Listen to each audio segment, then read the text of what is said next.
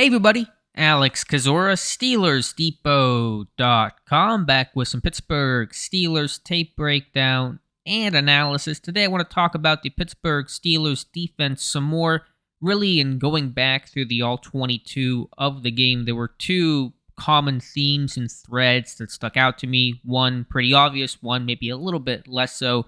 The former, the obvious one being all the turnovers. Pittsburgh had 5 in this game, how ball aware and ball hungry they were in terms of taking the football away. And then the other part that really seemed to reveal itself to me the more I watched the tape was just how much cover 2 Pittsburgh ran in this game. But they were able to change up how they approached cover 2, how they added different wrinkles to it to keep Joe Burrow on his toes. That's what I want to talk about today. I'm going to show you guys 5 clips of 3 different versions of cover 2. Standard, the traditional cover 2, the inverted cover 2, and then blitzing out of cover 2. So I'm going to show a couple clips of each, and then I'll do a cut up at the end that shows all the examples of cover 2 I found in this game. And we'll start with the standard traditional, what you draw up on the whiteboard, kind of classic cover 2. And basically, it's one of the main coverages you'll see in football. You have cover 1, cover 2, cover 3, cover 4. Those are the most common core groupings that everything kind of works out of. So traditional cover 2 is 2 deep, 5 under. So 2 safeties playing deep halves of the field, deep half here, cornerbacks playing the flats, and then underneath defenders for hook zones. In the Tampa 2, which was really created under Bud Carson back in the 70s, there'll be a middle, hook player that'll run and carry things vertical because the middle of the field is open with the safeties playing deep halves. So very early in this game against the Bengals, Pittsburgh playing a 2-high shell, playing cover 2. So Minkah Fitzpatrick deep half here, Terrell Edmunds deep half here, Landmark getting on top of the numbers, cornerbacks playing the flats underneath. These are their hook zone players, and the middle,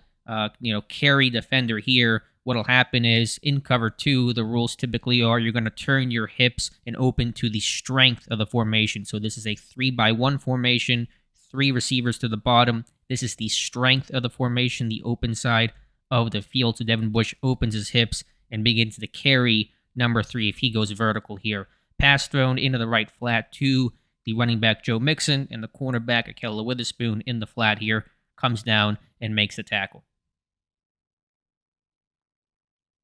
So that is standard, very classic cover 2. And so I think probably people are asking themselves, how does Minkah Fitzpatrick get 14 tackles in a game where you're playing so much deep half cover 2, looks? And the reason why they played a lot of cover 2 in this game was to not get beat deep. They got beat deep a ton in the 2 meetings last year against the Bengals. They didn't want to allow anything over the top, anything behind them. So how does Minkah get 14 tackles when the whole principle is don't get beat deep? Pittsburgh ran a lot of inverted cover 2 in this game. And what that essentially means is there'll be a rotation. So instead of just the traditional aspect of both safeties playing the deep halves, they're going to rotate somebody else to do that job. In this case, it's going to be the slot corner, Cam Sutton. He's going to rotate to become the deep half defender alongside Trey Norwood.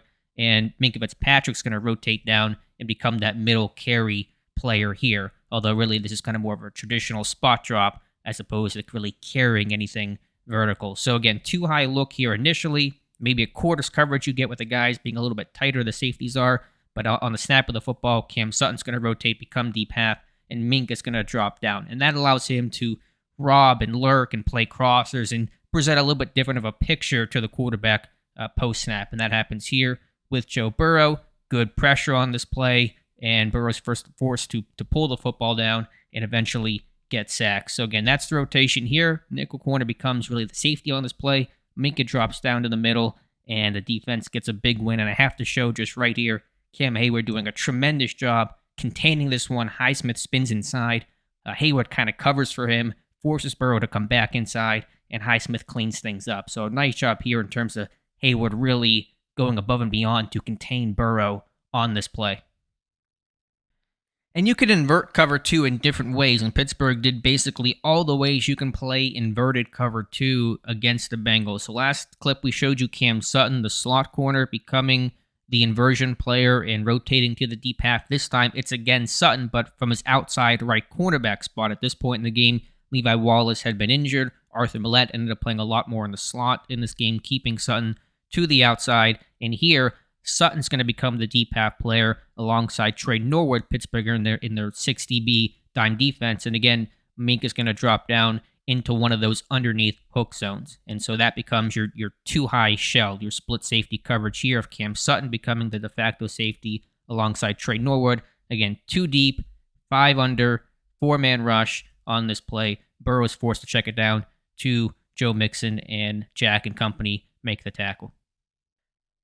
So now we've seen standard cover 2 with both actual safeties being the deep half defenders. We've seen cover 2 with the slot corner rotating with the safety. We've seen cover 2 with an outside corner rotating with the safety. The last example is kind of the full inversion of cover 2, where both cornerbacks become the deep, half players, and both safeties rotate down. So a little bit later here in this Bengals game, both safeties here are going to drop down, become those underneath defenders, and the cornerbacks here become the deep half players. And so it's a different wrinkle on cover 2. And so again, Minkah Fitzpatrick, and that is Trey Norwood. They're going to drop down, and each cornerback is going to become responsible for their deep half of the field. The landmarks and the depth here is a little bit different. They're not quite on the numbers the same way the safeties were before. But again, you're going to get that same 2 deep, 5 under shell, a 4-man rush. And again, Burrow's forced to check this one down. That 2 deep shells, responsible for not getting beat deep. You carry anything vertical down the middle. And on this play here, again, Burrow's forced to go to the running back here, P. Ryan, and Jack. Not a great job here finishing this one, but it did force the check down. So again, one last look, 2 deep, 5 under, this fully inverted cover 2.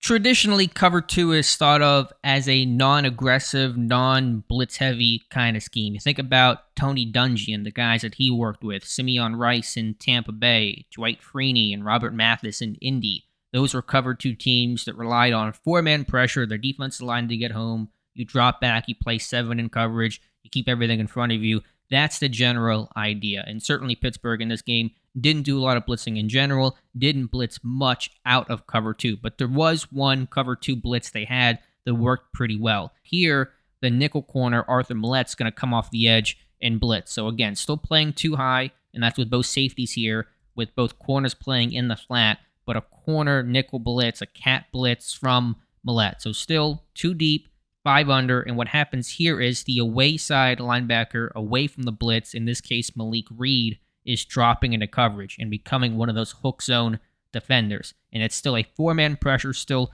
what I would call safe pressure. You're not bringing 5 or 6 or 7 people that really exposes you in coverage. You're still rushing 4, still dropping 7, but you're doing it a little bit differently, a little creatively, and bringing the corner off the edge. And here Arthur Millette gets home and gets a sack fumble on Joe Burrow. And so they ran this blitz 4 times against the Bengals, and one kind of dead giveaway if this blitz was coming was their pre-snap alignment. And frankly, this is probably not something they can use against the Patriots this weekend because this is so obvious and so much on tape.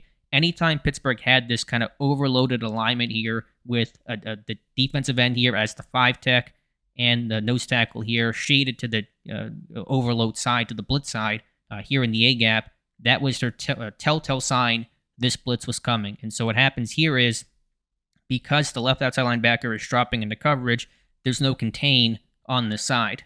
And so you get this overload look here initially, but Alex Highsmith's going to wrap around and become the contained player on the backside of this blitz. And so you're going to see Reed drop out, Highsmith come all the way across here to become contained away from that blitz because if the quarterback feels that nickel pressure, he's now going to try to flush away from the blitz here, and you don't want a guy like Burrow or any quarterback to escape. And so everybody here kind of comes down a gap in terms of Alualu and Wormley to try to, be gap sound, have good rush line integrity with Highsmith coming all the way across. And that was how they lined up pre-snap on all 4 of these blitzes. They actually ran this blitz the final 2 snaps the Pittsburgh ran in this game of their 100-plus defensive snaps. It was the same blitz, same coverage the last 2 times. And so that's the way that rush and coverage go together.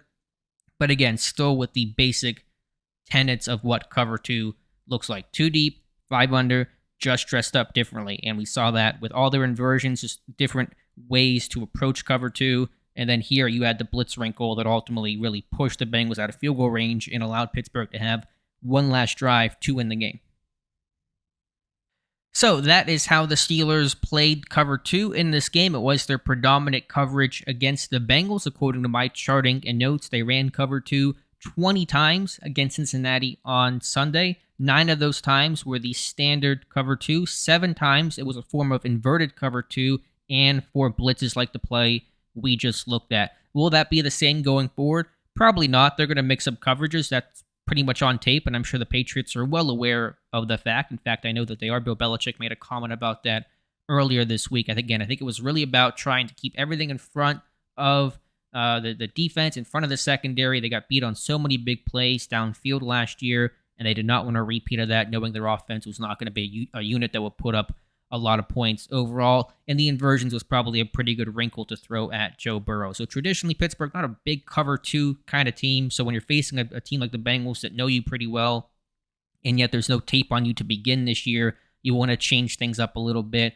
and throw some different looks and wrinkles and kind of a different philosophy in some big picture type of ways. And obviously, Terrell Austin being the new DC, Brian Flores being brought in, probably maybe had a bit of a hand in some of these decisions as well. So good scheme, good execution, and just all the ways to look at cover 2 were on display against the Bengals from the Steelers defense on Sunday.